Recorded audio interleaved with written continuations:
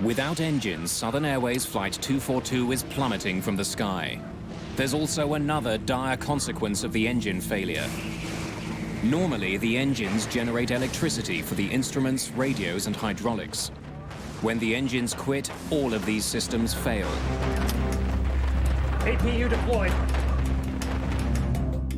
The APU, the Auxiliary Power Unit, is a backup power generator. It will provide electricity to the plane, but it will take more than 2 minutes for it to power up. Once they had finished their instructions and there was simply a waiting period before we landed, we turned to each other and said that we would all get through this together, and we held hands for a moment. When the second engine quit, I wasn't aware of what was going on around me. I was so focused on trying to figure out a way to save myself. I knew that sometimes the tail breaks off in an accident, and I felt the further back I could get, the better. There we go. After 2 minutes without systems, the Auxiliary Power Unit finally kicks in. The pilots may not have engines, but at least they now have power. We lost both engines. How about getting the vector to the nearest place? Captain Mackenzie needs directions to an airport.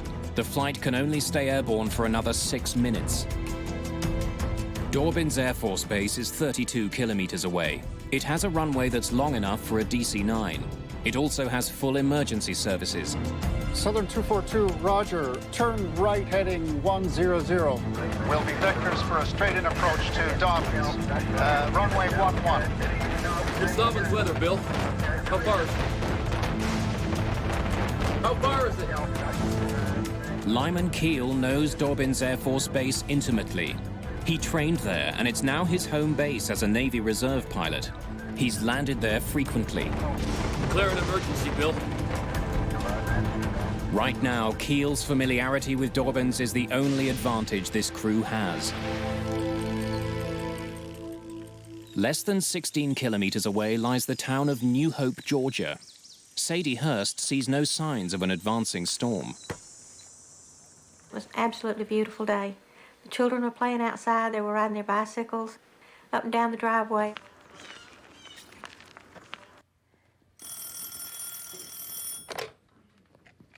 Hello?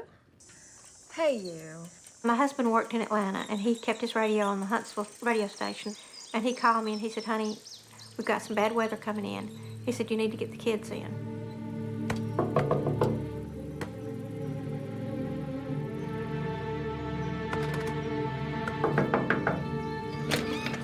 Boys, come on in now. Nasty weather's coming. Come in now. All right, flashlights and batteries, Stephen. Ordinarily, tornadoes come with bad weather, you know, dark clouds and rain and hail. But we didn't see any of that. Southern Airways 242 finally breaks through the storm clouds into clear skies. The plane descends steadily through 2,100 meters. Get those engines started. Once the engines failed, the workload in the cockpit increased substantially. In this particular instance, the first officer was the, quote, pilot flying. He was the one that was actually manipulating the flight controls and maneuvering the airplane. The captain, on the other hand, was now running checklist and trying to troubleshoot. Listen, we lost both engines, and I can't tell you the implications of this. We only got 2 engines. And how far is Dobbins now? Southern 242, 19 miles. Do you have 1 engine running now? Negative. No engines. I didn't know what was wrong, but I could tell something was wrong. I went and opened the cockpit door simply to tell them we're ready for whatever. Just don't stall this thing out. No, I won't. Bill, what's going on? Not now, Kathy. Sit down. You could tell they were afraid. I understood that they were afraid just for the sound of their voice. So I understood that there was something very dangerous going on, but I had no idea what. Down to only 1,400 meters, the plane is still 27 kilometers from Dorbin's Air Force Base. Ask him if there's anything between here and Dobbins. What? Ask him if there's anything between here and Dobbins. Is there an airport between our position and Dobbins? Southern 242, no, sir. Closest airport is Dobbins. First Officer Lyman Keele doesn't think he can get the DC-9 as far as Dobbins Air Force Base. He's lost too much altitude. I doubt we're gonna make it, but we're trying everything to get something started. Roger. Well, there is Cartersville. You're about 10 miles south of Cartersville, 15 miles west of Dobbins.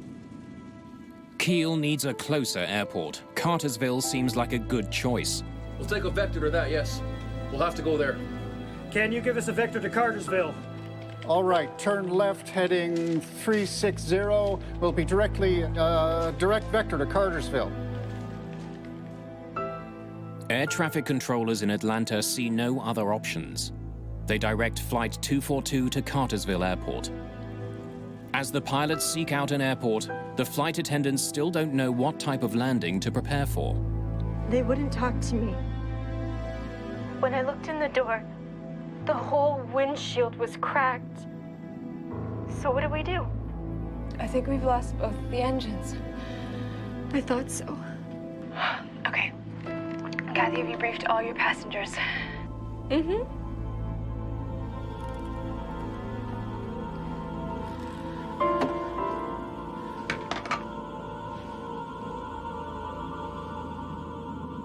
I realized I was in an emergency situation and I felt like I was going to die, but I decided I would do everything I could to try to help my chances. I had previously collected some blankets and pillows and had gotten my leather jacket off the overhead rack. And I arranged those to make a nest as much as I could for myself. With tornadoes in the forecast, the community of New Hope is braced for a different type of danger. After a couple hours of playing outside, my mother called us in to come in because there was bad weather coming our way. We came into the house, and Mother had told us about what was going on, and she said that we need to get downstairs to prepare for the bad weather that was coming. Southern Airways Flight 242 has lost too much altitude. The pilots come to the frightening conclusion that at the rate they're falling, they can't make it to Cartersville. They must prepare to land now. I'm picking out a clear field. Bill, you have to find me a highway. Let's get the next clear open field. No, Bill. See a highway over there. No cars. Right there. Is that straight? No. We'll have to take it.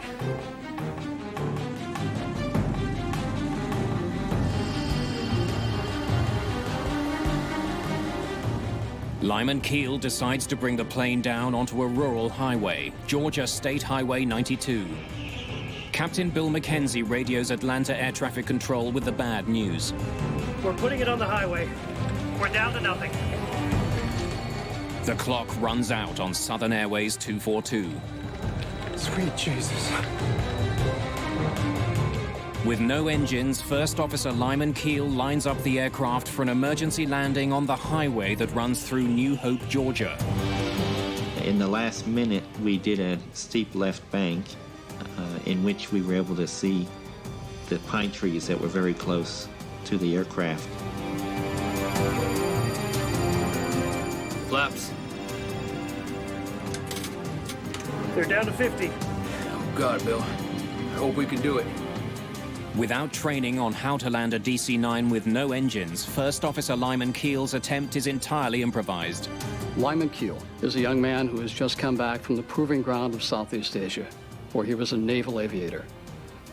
He learned the niceties of landing on a rolling, pitching aircraft carrier in the South China Sea in the middle of the night. What he was confronted with right now was even a greater test, the greatest test he had ever confronted in his life as an airman. I'm gonna land right over that guy. There's a car ahead. I got it. I got it now. I got it.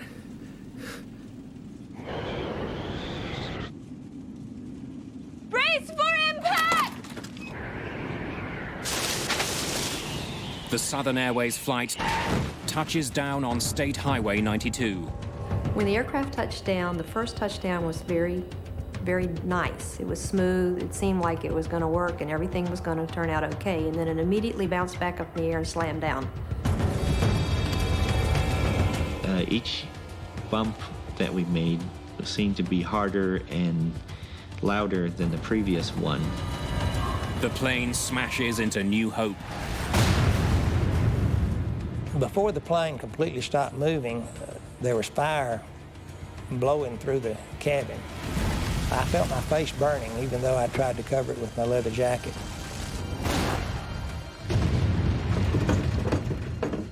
We heard this tremendous noise. Large sections of Southern Airways 242 litter the entire length of New Hope.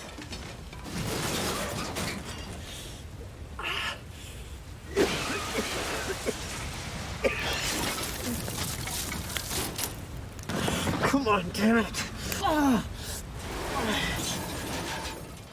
I got my seatbelt loose after a few tries and turned toward the rear of the airplane, and I saw a spot of light. I got up and ran for that light.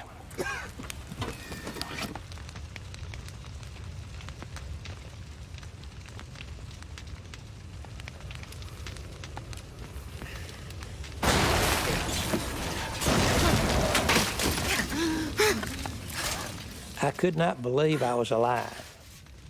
I just could not believe it.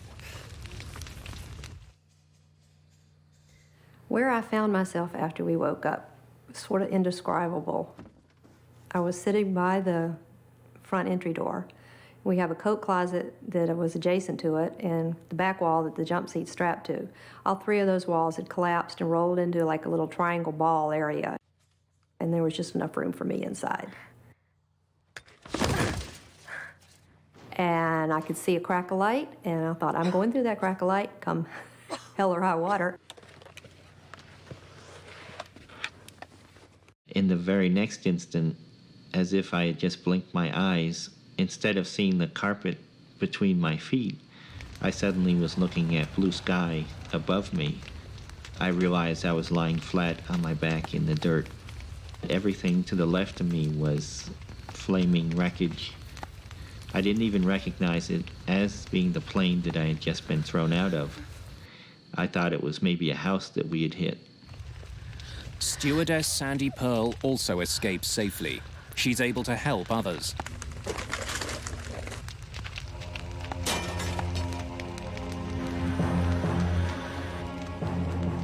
Survivors flee the flaming wreckage.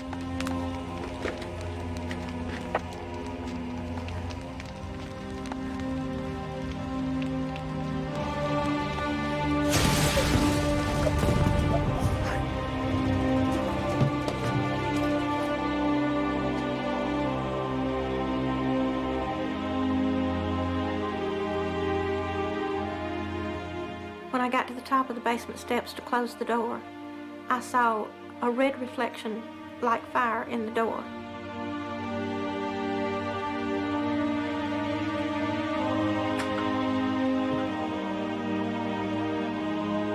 That's when I saw what was happening.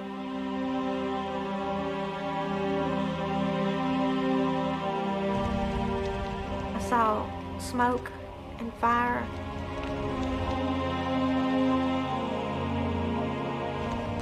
And the people that were coming toward me, they weren't screaming, they weren't yelling, they were quiet. Everything was on fire, and I could see people running toward a house.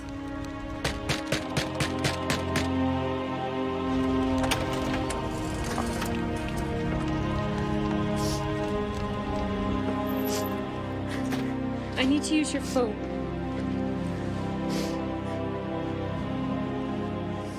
I wanted to call the local people or Southern or somebody and say, we've just landed somewhere and we need help.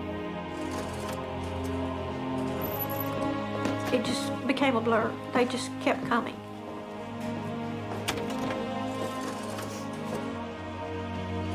You help her.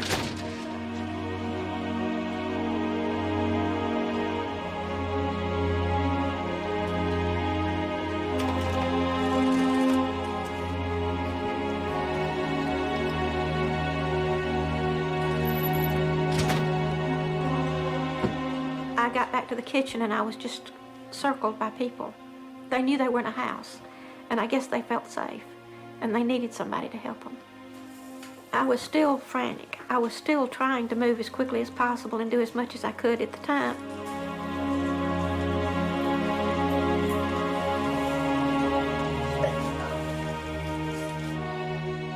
And I'll remember to the day I died just staring there at the trees burning and pine trees burning and pieces of aircraft. It was so unreal. I've never seen anything like it and never want to see anything like that again.